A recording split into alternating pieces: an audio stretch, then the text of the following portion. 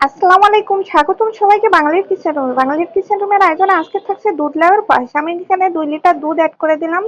দিয়ে দিলাম হাফ কাপের মতো সুজি, আগে থেকে ভেজে নিয়েছিলাম। সুজিটা আমি এখানে অ্যাড করে দিলাম। দিয়ে দিলাম 1 কাপের মতো নারিকেল কুড়া। দিয়ে দিলাম 1 কাপ চিনি। দিয়ে দিলাম 2টা এলাচ। আর দিয়ে দিলাম পরিমাণ মতো লবণ।